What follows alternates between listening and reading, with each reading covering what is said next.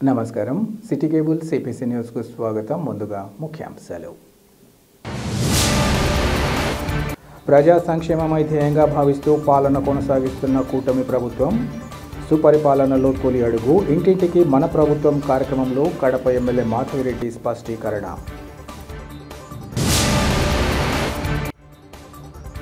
శాకంబరి దేవిగా శ్రీ వాసవి కన్యకా పరమేశ్వరి దేవి భక్తులకు దర్శనం. వివిధ పూజోత్సవాలతో అమ్మవారిని మొక్కుకున్న భక్తజనం.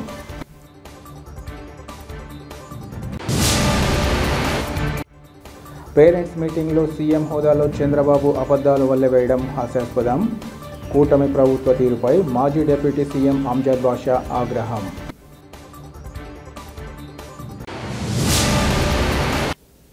ప్రజా సంక్షేమమే కూటమి ప్రభుత్వ ధ్యేయంగా భావిస్తూ అందుకు అనుగుణంగా పాలన కొనసాగిస్తోందని కడప ఎమ్మెల్యే మాధవిరెడ్డి తెలిపారు.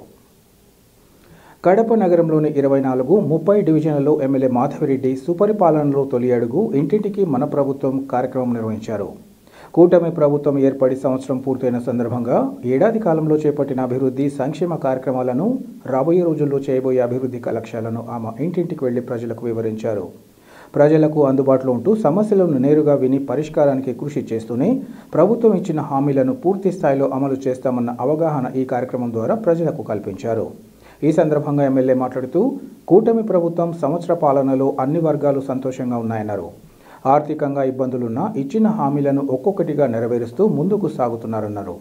సుపరిపాలనలో తొలి అడుగు కార్యక్రమానికి ప్రజలు బ్రహ్మరథం పడుతున్నారని ఈ సందర్భంగా చెప్పారు. రాబోయే కాలంలో మరిన్ని ప్రజలకు ఆమోదయోగ్యమైన సంక్షేమ పథకాలను అందించేందుకు కూటమి ప్రభుత్వం సిద్ధంగా ఉందన్నారు. ఈ కార్యక్రమంలో ఆయా డివిజన్ల ఇన్ఛార్జీలు అశోక్, జియావుద్దీన్తో పాటు పలువురు పార్టీ నాయకులు, కార్యకర్తలు తదితరులు పాల్గొన్నారు.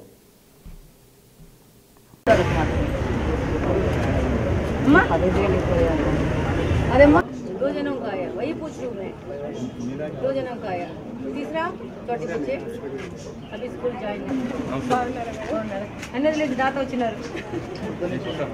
నేనంటే పని పాట లేదు, రోడ్ల మీద తిరుగుతూ ఉంటాను. బాగుంటారమ్మా? మమ్మీ ఇంట్లో ఏం పథకాలు వస్తున్నాయి?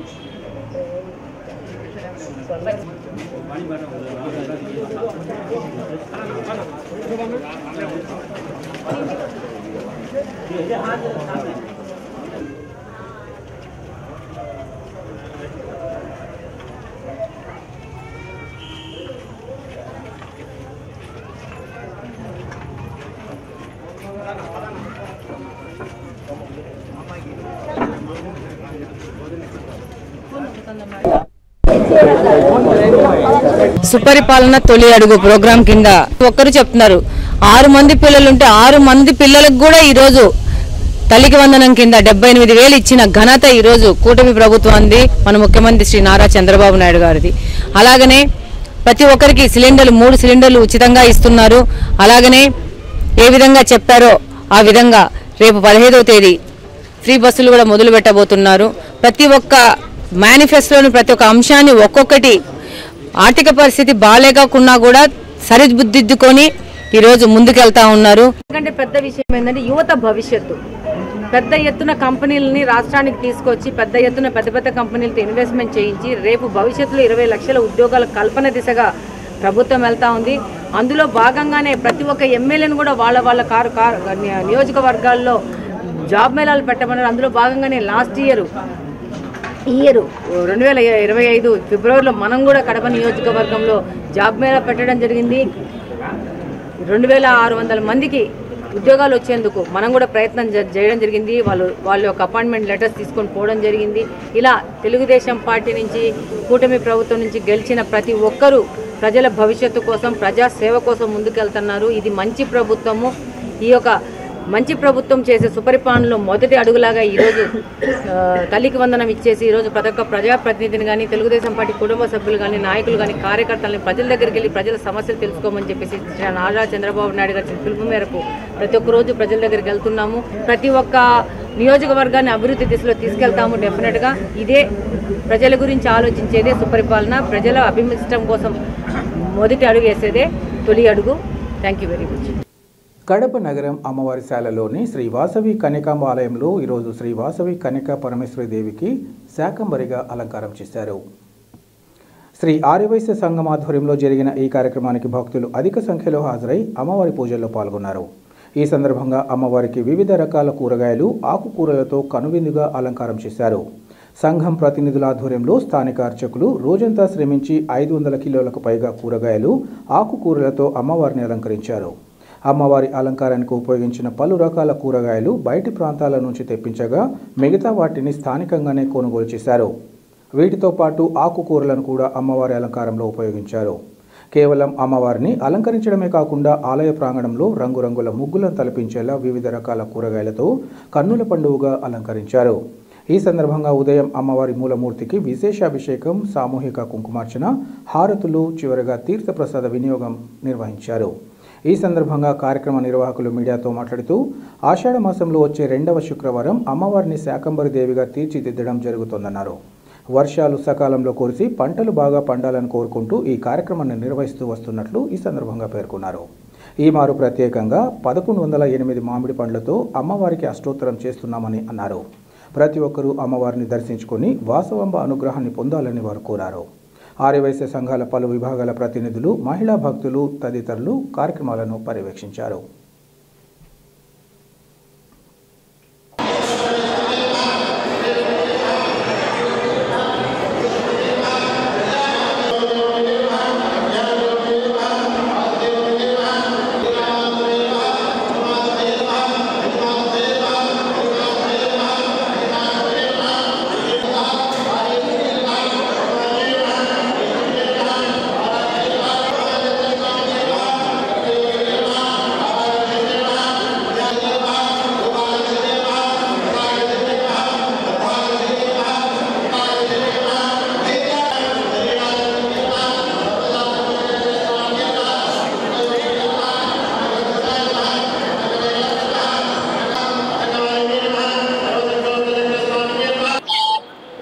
జై వాసవి, జై జై వాసవి.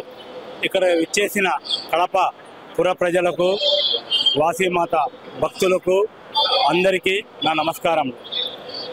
ఆషాఢ మాసంలో ప్రతి సంవత్సరం 2వ శుక్రవారం ఈ శాకంబరి దేవి అలంకారం ఆనవాయితీగా గత 15 సంవత్సరాల నుంచి మా టెంపుల్లో చేస్తున్నాము. ఇది చేయడం కారణం ఏమంటే పంటలు బాగా పండాలని, వర్షాలు పడాలని, పంటలు బాగా పండి రైతులు సుఖ సంతోషంతో ఉండాలని ఈ పూజ అనేది చేస్తారు. మొత్తం దేశమంతా చేస్తారు. అందులో భాగంగా ఈ సంవత్సరము బెంగళూరు నుంచి దాదాపు 70 నుంచి 80 వేల రూపాయల కూరగాయలు తెప్పించి అలంకారం చేసి భక్తులకు దర్శనం తీసుకునేందుకు అవకాశము ఇచ్చాము. కావున ప్రతి ఒక్కరు పురప్రజలు ఈరోజు సాయంకాలం 6 నుంచి 10 వరకు ఉంటుంది. రేపు ఉదయం 10 నుంచి 12 వరకు అమ్మవారి దర్శనం కోసము గుడి తెరిచి ఉంటుంది. కావున ప్రతి ఒక్కరు వచ్చి దర్శనం తీసుకోవాలని కోరుతున్నాను. ఈ సంవత్సరం ఏంటంటే ప్రత్యేకము ఆమ్లా ఫల్ అనే మాడి పనులతో దాదాపు 1108 మాడి పనులతో స్వామికి అమ్మవారికి అష్టోత్తరం చేస్తున్నాం. కాబట్టి తప్పకుండా అందరూ రావాల్సిన కోరుతున్నాను. జై వాసవి. జై వాసవాంబ, జై జై వాసవాంబ. నేడు శ్రీ వాసవి కన్యకా పరమేశ్వరి దేవస్థానం నందు శాకాంబరి అలంకారం ఏర్పాటు చేసుకొని కడప నగరంలో విచ్చేసినటువంటి భక్తాదులందరూ కూడా అమ్మవారిని దర్శించుకోవడం జరిగింది. మరీ ముఖ్యంగా ఈ యొక్క శాకాంబరి అమ్మవారి యొక్క విశిష్టత ఏమంటే ఆది పరాశక్తి అయినటువంటి పార్వతీ అంశ అయినటువంటి అమ్మవారు ఏదైతే తను 37 శాఖలను అంటే శక్తి బాహులను సంసరించుకొని ఆ మహాతల్లి ఈ యొక్క ప్రజల కష్టాలను చూసి కన్నీరు కార్చడం జరుగుతుంది.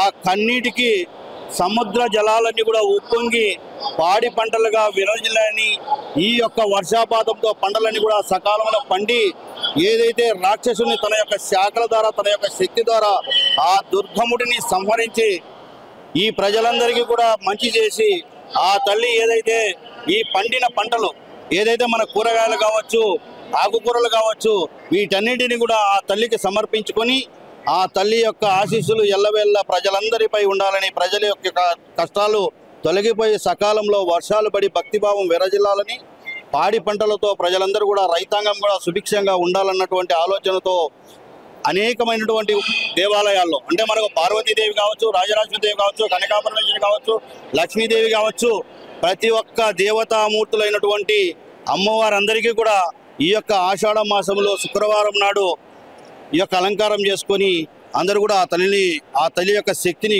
కొల్చడం జరుగుతుంది. ఆ తల్లి యొక్క ఆశీస్సులు కోరడం జరుగుతుంది. శ్రీ వాసవి కన్యకా పరమేశ్వరి అమ్మవారి యొక్క ఆశీస్సులు ప్రజలందరిపైన ఉండాలని 102 గోత్రికులైనటువంటి ఆర్యవైశ్య కుటుంబ సభ్యులందరిపైన కూడా ఉండాలని మనస్ఫూర్తిగా కోరుకుంటున్నాం. భారతదేశ జనాభా విపరీతంగా పెరుగుతున్న తరుణంలో ప్రస్తుతానికి సంతానం వద్దనుకున్న దంపతుల కోసం అనేక విధానాలు అందుబాటులో ఉన్నాయని ఆరోగ్య శాఖ అధికారి డాక్టర్ నాగరాజు తెలిపారు. ప్రపంచ జనాభా దినోత్సవాన్ని పురస్కరించుకుని ఈరోజు కడప నగరంలోని జిల్లా వైద్య ఆరోగ్య శాఖ అధికారి కార్యాలయం నుంచి నగరంలోని వైద్య ఆరోగ్య సిబ్బంది ర్యాలీ నిర్వహించారు. తన కార్యాలయం వద్ద ర్యాలీని ప్రారంభించిన డాక్టర్ నాగరాజు మాట్లాడుతూ 1987 నుంచి ప్రపంచ జనాభా దినోత్సవం నిర్వహించుకోవడం జరుగుతుందన్నారు. పిల్లలు కావాలనుకున్న దంపతులు ప్రణాళికలు రూపొందించుకోవాలన్నారు. 18 సంవత్సరాలు దాటిన వారు మానసికంగా శారీరకంగా సిద్ధంగా ఉన్నప్పుడే గర్భధారణకు చర్యలు తీసుకోవాలన్నారు. ముఖ్యంగా కాన్పుకు మధ్య నిర్ణీత ఎడం ఉండేలా చూసుకోవాలని, వివాహమైన కొద్ది కాలం వరకు పిల్లలు వద్దనుకునేవారు గర్భనిరోధక విధానాలను అవలంబించాలని సూచించారు. ప్రస్తుత తరుణంలో గర్భనిరోధకం కోసం వివిధ పద్ధతులు అందుబాటులోకి వచ్చాయన్నారు. చిన్నపాటి ఇంజెక్షన్లు, మాత్రల వల్ల గర్భనిరోధకం సాధ్యమని ఈ సందర్భంగా తెలిపారు. శారీరక మానసికంగా సిద్ధం కాని తరుణంలో గర్భవతులైతే మాతృ మరణాలు కూడా సంభవించే అవకాశం ఉందన్నారు. ఆయా అంశాల పట్ల ప్రతి ఒక్కరూ అవగాహన పెంపొందించుకోవాలని ఆయన సూచించారు. ఈ కార్యక్రమంలో పలువురు వైద్యులు, వైద్య సిబ్బంది, ఆశా కార్యకర్తలు పాల్గొన్నారు.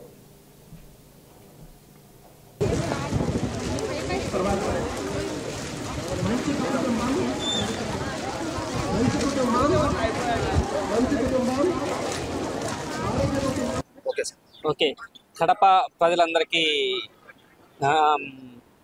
ప్రపంచ జనాభా దినోత్సవ శుభాకాంక్షలు. ఈరోజు మనము ప్రపంచ జనాభా దినోత్సవాన్ని జరుపుకుంటున్నాం. దీంట్లో మనకి 1987 నుంచి ఈ ప్రపంచ జనాభా దినోత్సవాన్ని జరుపుకోవడం జరుగుతుంది, జూలై 11th. అలానే మూడు నెలల తర్వాత ఒక్కొక్క ట్యాబ్లెట్స్ యూజ్ చేసుకోవాలి. ఇలాగా కాంట్రాసెప్షన్ వాడి ఈ ప్రపంచ జనాభాలో అంటే ప్రెగ్నెన్సీస్ని మనము డిలే చేసుకోవచ్చు. కాబట్టి ఇప్పుడు మనందరికీ తెలుసు, మన ఫర్టిలిటీ రేట్ బాగా తగ్గిపోతుంది. అంటే మామూలుగా 2.1 ఉన్నది ఇప్పుడు మనకి 1.7 మాత్రమే ఉంది. కాబట్టి మనకి ఇంకా ప్రెగ్నెన్సీస్ కావాలంటే డిలేడ్గా చేసుకొని డెలివరీస్ కూడా కొద్దిగా 2-3 అలాగా పిల్లలు కూడా, ఎందుకంటే అందరూ ఓల్డ్ ఏజ్ అయిపోతున్నారు. మనకి యంగ్ జనరేషన్ కావాలంటే ఇప్పుడు కూడా దీన్ని కూడా డెవలప్ చేసుకోవాల్సిన అవసరం ఉంటుంది. ఈ పాపులేషన్ కూడా మనం పెంచుకోవాల్సిన అవసరం కూడా ఉంటుంది. కాబట్టి అలానే టీనేజ్ ప్రెగ్నెన్సీస్ అంటే 18 years అయిపోయిన వాళ్ళందరూ మ్యారేజ్ కాకుండా 18 years తర్వాత ఒకవేళ ప్రెగ్నెన్సీ కావాలనుకుంటే వాళ్ళు మానసికంగా బాగా డెవలప్ కావాలి. లేదంటే ఇలాంటి వాళ్ళకి మాతృమరణాలు సంభవించే అవకాశం ఉంటుంది. కాబట్టి బాగా డెవలప్ అయిన తర్వాత మ్యారేజ్ చేసుకొని కరెక్ట్గా ప్లాన్ చేసుకొని పాపులేషన్ కంట్రోల్ చేస్తారని ఆశిస్తూ సెలవు తీసుకుంటున్నాను. Okay, thank you. రాష్ట్ర ప్రభుత్వం నిర్వహించిన పేరెంట్స్ మీటింగ్లో సీఎం హోదాలో చంద్రబాబు చెప్పిన అబద్ధాలు వెల్లవేయడం హాస్యాస్పదమని మాజీ డిప్యూటీ సీఎం అంజద్ బాషా పేర్కొన్నారు.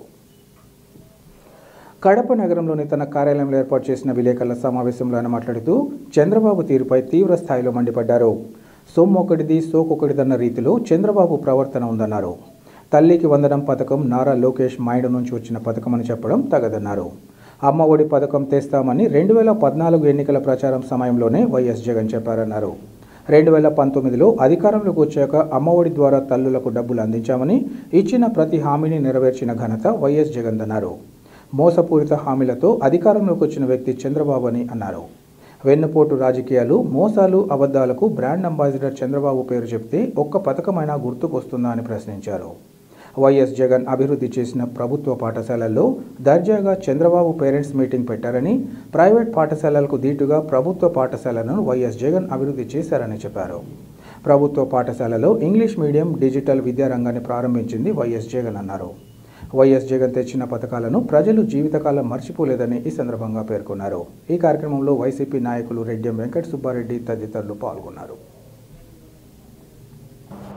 చంద్రబాబు నాయుడు గారు మరి టీచర్స్ పేరెంట్ మీట్ మరి ఏదైతే గతంలో మరి జగన్మోహన్ రెడ్డి గారు నాడు నేడు ద్వారా అభివృద్ధి చేసిన మరి పాఠశాలల్లో మరి ఏదైతే ఈ టీచర్స్ పేరెంట్స్ మీట్ నిర్వహించేదానికి మరి ఎలాంటి హక్కు లేదని చెప్పి కూడా ఈ సందర్భంగా నేను తెలియజేసుకుంటున్నా.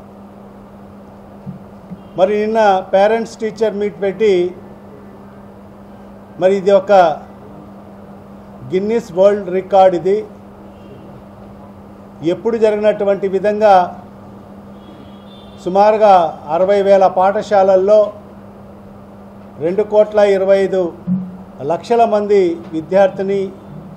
విద్యార్థులు మరియు పేరెంట్స్ పార్టిసిపేట్ కావడం జరిగింది అని చెప్పి ఇది ఒక గిన్నిస్ వరల్డ్ రికార్డ్ అని చెప్పి కూడా చెప్పుకోవడం జరుగుతుంది. అంటే ఈ పేరెంట్స్ మరియు టీచర్స్ మీట్ నిర్వహించడము కేవలం రికార్డుల కోసమేనా, గిన్నిస్ వరల్డ్ రికార్డ్ కోసమేనా?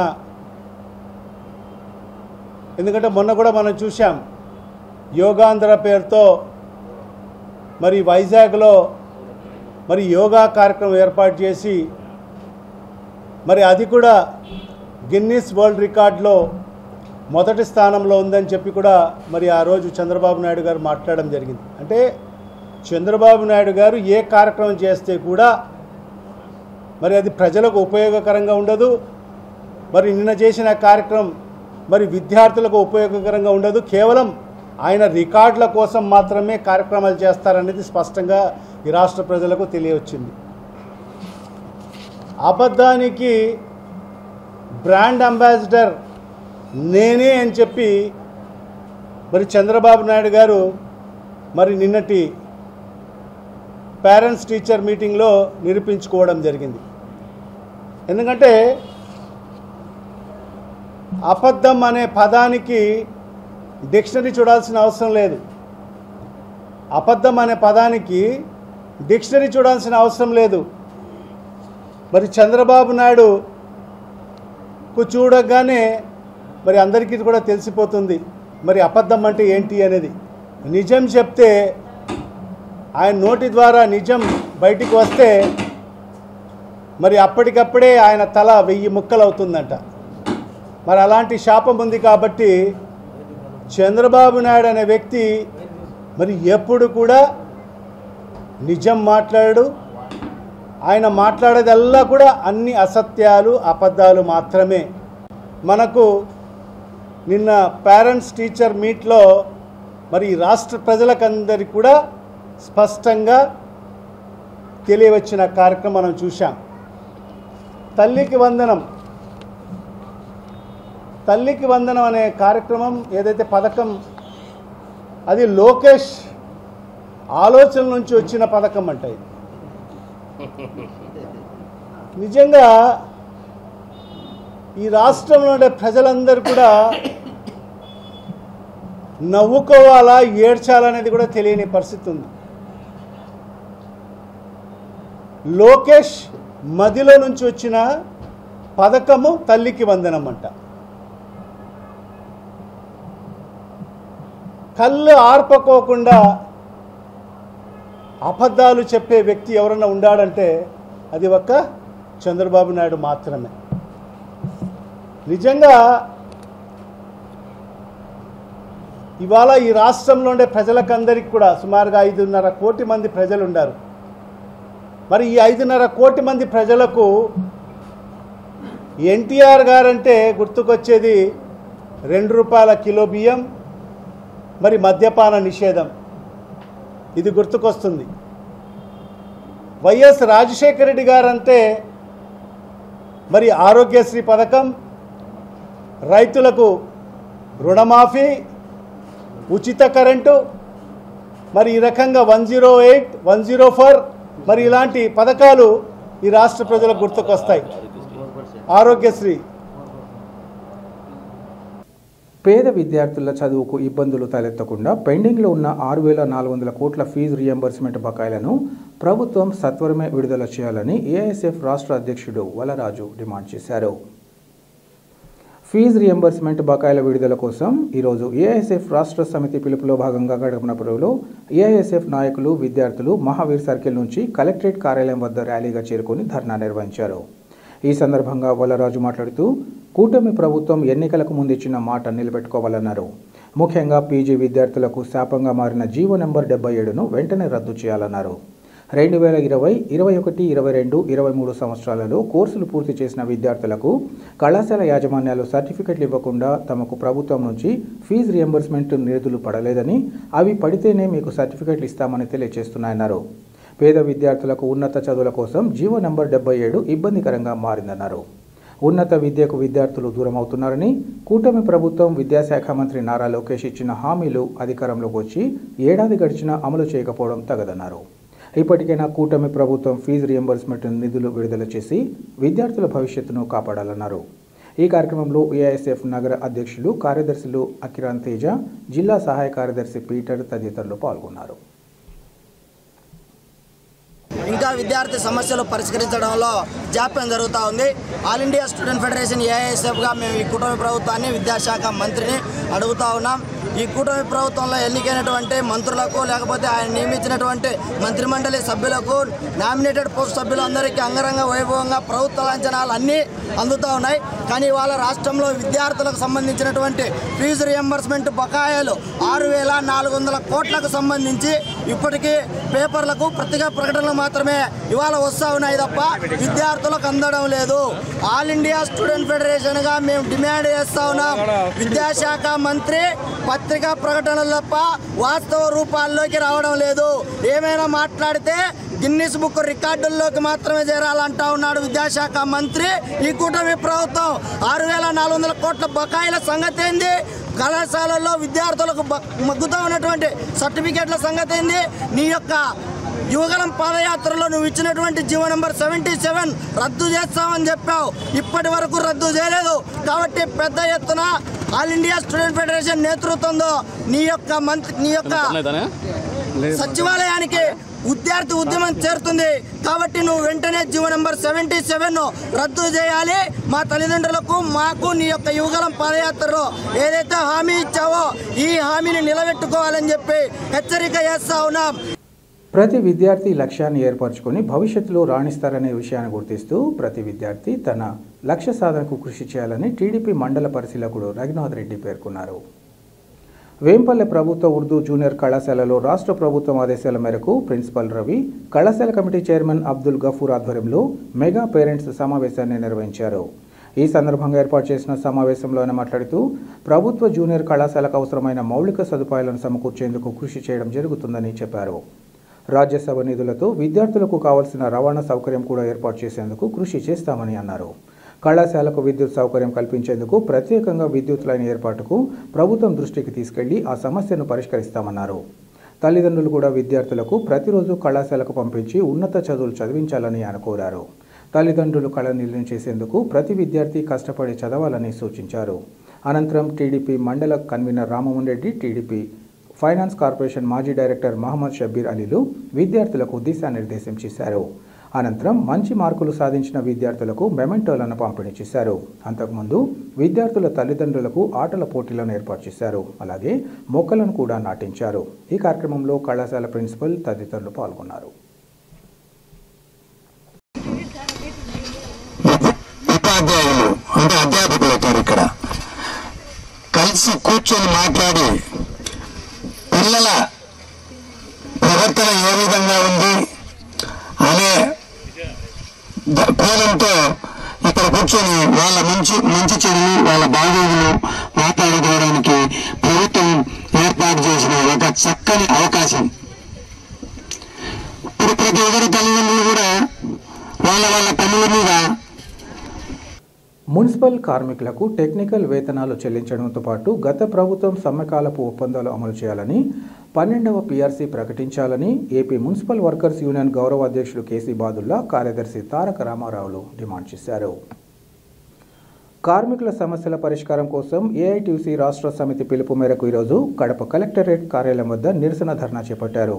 ఈ సందర్భంగా వారు మాట్లాడుతూ మున్సిపల్ రంగంలోని కార్మికుల సమస్యలు పరిష్కరించాలని ఆందోళన చేస్తుంటే కూటమి ప్రభుత్వం 10 గంటలకు పని విధానం పెంచి పరోక్షంగా వేతనాలు కుదించేందుకు మంత్రివర్గ సమావేశాల్లో తీర్మానాలు చేయడం తగదన్నారు. ఇంజనీరింగ్ పార్క్ కూలీలకు, ఆఫీసు సిబ్బందికి, టౌన్ ప్లానింగ్ సిబ్బందికి కేటగిరీల వారీగా 21,000 రూపాయలు, 24,500 రూపాయల వేతనాలు జీఓఎంఎస్ నంబర్ 36 ప్రకారం పెంచి అందివ్వాలని డిమాండ్ చేశారు. కాంట్రాక్ట్, అవుట్సోర్సింగ్ కార్మికుల సర్వీసులను పర్మనెంట్ చేస్తామన్న ఎన్నికల ముందు ఇచ్చిన హామీ ఏమైందని ఈ సందర్భంగా ప్రశ్నించారు. అలాగే మున్సిపల్ పర్మనెంట్ కార్మికులకు సంబంధించి పెండింగ్లో ఉన్న 6 డిఏలు, రిటైర్డ్ అయిన కార్మికుల గ్రాట్యుటీ రాష్ట్ర ప్రభుత్వం సత్వరం విడుదల చేయాలన్నారు. మున్సిపల్ కార్మికులందరికీ సంక్షేమ పథకాలు వర్తింపచేయాలని, రిటైర్మెంట్ స్థానంలో మరణించిన వారి స్థానాల్లో వారి కుటుంబ సభ్యులకు ఉపాధి కల్పించాలని వారు కోరారు. కూటమి ప్రభుత్వం భేషజాలకు పోకుండా కార్మిక సంఘాలతో చర్చించి సమస్యలను పరిష్కరించాలని, లేని పక్షంలో జూలై 15వ తేదీన విజయవాడలో జరిగే ఆందోళనకు రాష్ట్ర ప్రభుత్వమే బాధ్యత వహించాల్సి ఉంటుందని వారు హెచ్చరించారు. ఈ కార్యక్రమంలో ఏఐటీయూసీ నగర అధ్యక్షులు తదితరులు పాల్గొన్నారు. AP municipal workers union AITUC రాష్ట్ర వ్యాప్త పిలుపులో భాగంగా కడప కలెక్టర్ కార్యాలయం దగ్గర నిరసన ధర్నా AP municipal workers union AITUC ఆధ్వర్యంలో నిర్వహిస్తున్నాం. ప్రధానంగా ఏంటంటే రాష్ట్రంలో కూటమి ప్రభుత్వం వచ్చి సంవత్సరం అయిపోయింది. కూటమి ప్రభుత్వం ఎన్నికల ముందు ఇచ్చినట్టు హామీ ఏ ఒక్కటి అమలు చేయబోగా కార్మికుల యొక్క పోరాడి సాధించుకుంటే 8 గంటల పని విధానం కేబినెట్లో ఆమోదించి 10 గంటలు పనిచేయాలనేటువంటిది పరోక్షంగా వాళ్ళ వేతనాలు తగ్గించడమేనటువంటిది ఏఐటీయూసీగా తీవ్రంగా ఖండిస్తున్నాం. ఈ యొక్క 8 గంటల పని విధానాన్ని కొనసాగించాలని చెప్పి ఏఐటీయూసీగా డిమాండ్ చేస్తున్నాం. అలాగే గత ప్రభుత్వ కాలంలో 14 రోజులు సమ్మె చేస్తే ఇంజనీరింగ్ కార్మికులకు, ఇతర రంగాల కార్మికులందరికీ టెక్నికల్ వేతనాలు ఇస్తామని చెప్పి ఒప్పందం చేసుకున్నాడు. ఆ ఒప్పందాలని అమలు చేయాలని చెప్పి ఏఐటీయూసీగా డిమాండ్ చేస్తూ తక్షణం కూటమి ప్రభుత్వం, చంద్రబాబు ప్రభుత్వం కార్మికుల యొక్క, మున్సిపల్ కార్మికుల గోడు పట్టించుకోవాలని చెప్పి మరి ఈ యొక్క విజ్ఞప్తి చేస్తున్నాం. ఈరోజు రాష్ట్ర వ్యాప్తంగా అన్ని కలెక్టర్ ఆఫీసుల దగ్గర మున్సిపల్ కార్మికుల సమస్యల పైన ధర్నాకి శ్రీకారం చుట్టడం జరిగింది. ముఖ్యంగా గత ప్రభుత్వంలో మేము ఏదైతే సమ్మె చేసి ఏదైతే హామీలు అయితే ఉన్నాయో ఆ పెండింగ్లో ఉన్న హామీలన్నింటినీ కూడా ఇప్పుడు వచ్చేటువంటి కూటమి ప్రభుత్వానికి అనేక దఫాలుగా రిప్రజెంటేషన్ ఇచ్చినా కానీ దున్నపోతు మీద వర్షం పడినట్టుగా ఈ కూటమి ప్రభుత్వం వ్యవహరిస్తుంది.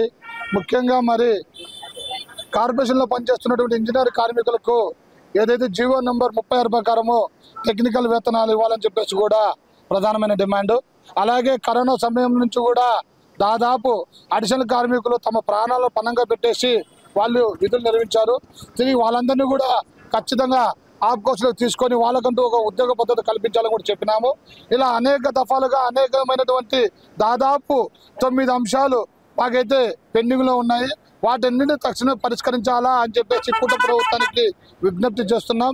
లేని పక్షంలో ఏదైతే గత ప్రభుత్వానికి అయితే మేము ఏదైతే బుద్ధి చెప్పామో అదే పరిస్థితి కూటమి ప్రభుత్వం తెచ్చుకోకుండా గత ప్రభుత్వం హామీలు ఇచ్చినట్టన్నిటి కూడా తక్షణమే పరిష్కరించి మున్సిపల్ కార్మికులను ఆదుకోవాల్సిందిగా కోరుకుంటున్నాం. లేని పక్షంలో ఈ నెల 10వ తేదీ కూడా మా రాష్ట్ర నాయకత్వం చలో విజయవాడ కార్యక్రమం శ్రీకారం చుట్టింది.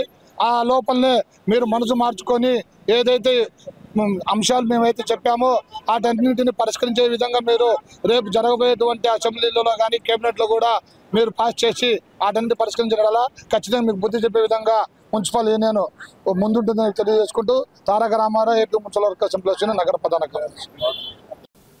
ప్రజలందరిపై వాసవాంబ ఆశీస్సులు ఉండాలని కోరుకుంటున్నామని పూర్వమిళ్ల ఆర్యవైశ్య అధ్యక్షులు విశ్వనాథుల ప్రసాద్, ఆర్యవైశ్య మహిళా మండలి అధ్యక్షురాలు రాధాలు తెలిపారు. ఆర్యవైశ్య సంఘం ప్రతినిధుల ఆధ్వర్యంలో పూర్వమిళ్ల పట్టణంలోని శ్రీ వాసవి కన్యకా పరమేశ్వరి దేవస్థానంలో ఆషాఢ మాసాన్ని పురస్కరించుకుని వాసవి కన్యకా మహిళా మండలి ఆధ్వర్యంలో శ్రీ వాసవి మాతకు ఒడిబియ్యం కార్యక్రమాన్ని నిర్వహించారు. ఈ సందర్భంగా వారు మాట్లాడుతూ ఆలయంలో ఆలయ అర్చకులు కౌశిక్ శర్మ నేతృత్వంలో అమ్మవారిని వివిధ రకాల పుష్పాలతో అలంకరించి కుంకుమార్చన, మంత్రపుష్పం, మహామంగళహారతి తదితర పూజా కార్యక్రమాలు నిర్వహించామన్నారు. ఆర్యవైశ్య మహిళలు గోరింటాకుతో అష్టోత్తర శతనామావళి పఠించారు.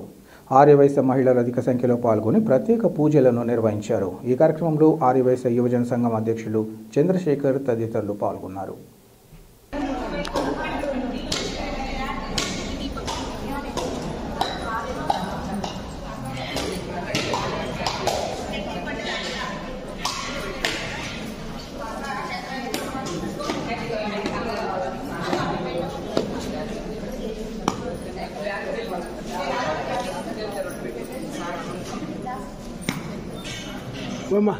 ಅಂಗಡಿ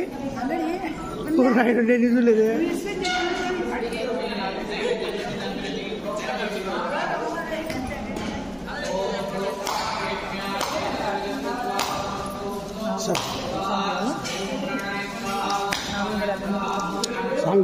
सेक्रेटरी के ऊपर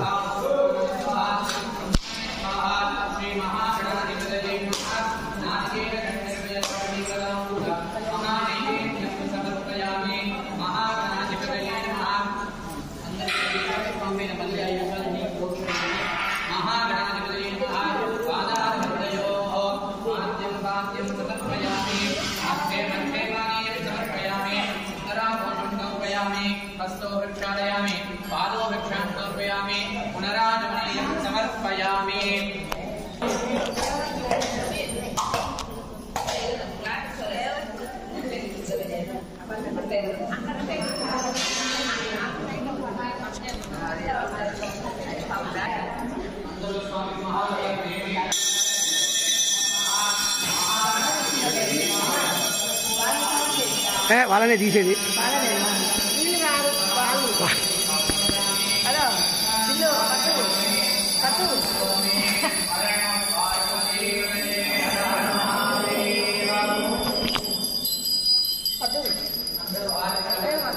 కనపస్తుంది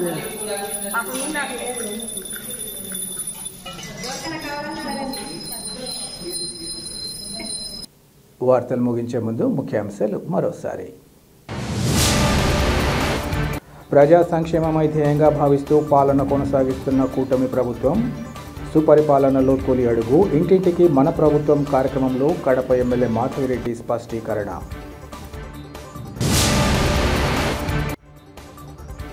శాకంబరి దేవిగా శ్రీ వాసవి కన్యకా పరమేశ్వరి దేవి భక్తులకు దర్శనం, వివిధ పూజోత్సవాలతో అమ్మవారిని మొక్కుకున్న భక్తజనం.